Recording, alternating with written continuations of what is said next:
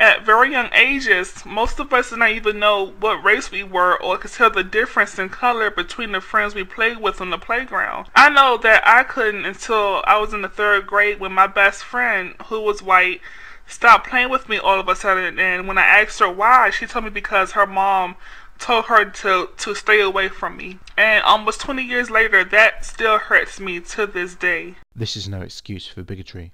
But we bite into forbidden fruits and we begin to make distinctions. We begin to separate and cause discrimination. We bite into forbidden fruit?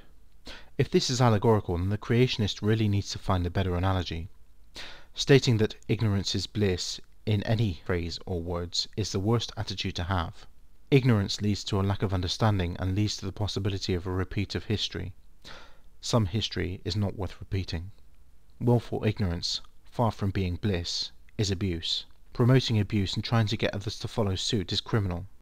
And a forbidden fruit does not have to be an apple or some type of fruit. No. A forbidden fruit can be your friends that tell you black or white is better to date. A forbidden fruit can also be a friend who tells you that the main reason why most people get involved in mixed ethnic relationships is so that they can rebel, flaunt, get a thrill, and find some form of self-worth or identity.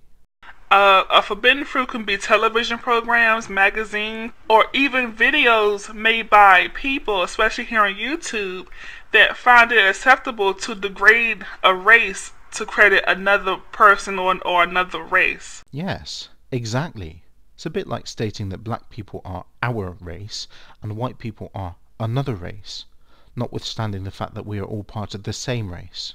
Forbidden fruits are all around us, waiting to be bitten into, so our eyes can open to things that were never thought of before. The analogy is getting old and tired and really should be put out to pasture now.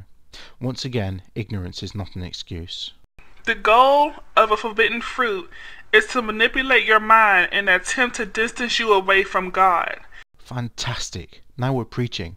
At this point I'm going to stop. This is more than enough rope for the creationist to hang herself with. Here are a few comments that betray the opinions of the creationist on other races. Attacking someone because they choose to associate themselves with someone you find personally offensive is intolerant and bigoted. Accusing someone of not having standards because you don't like who they're associated with is insulting behaviour. And what judgments or choices has the peach earned such derisory comments and behaviour from a creationist anyway? The creationist has no business interfering in Peach's relationship, whatever form it may take, with Richard Coughlin, and she should really butt out.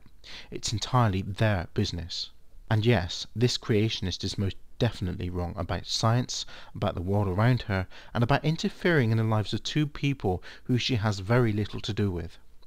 And even if someone posts details about their lives on YouTube, it is not the creationist's business to interfere in that and state as fact an opinion that was not asked for. And then to state that I find something bigoted and racist only because I don't fall for phantasms and delusions, that because I don't subscribe to the same religious belief system I'm somehow filled with hate, stating that I am a devil with a dark cloud and a mongrel attitude, betrays the true hate and bigotry within a creationist. I would much rather have a mongrel attitude than be a racist and a bigot like this creationist. Once again, this creationist has been named and shamed. Remember folks, if you're going to make declarative or factual statements about people without backing up your statements with evidence, if you're going to insult a person for their choice of partner without actually knowing either of the people involved, if you're going to accuse someone of having a mongrel attitude while hypocritically claiming you're not bigoted or a racist, and then if you're going to harass and badger someone into making a rushed video response so that you can then accuse them of taking you out of context when the context is the same after the video is presented fully, you're going to get laughed at. Again. Hard.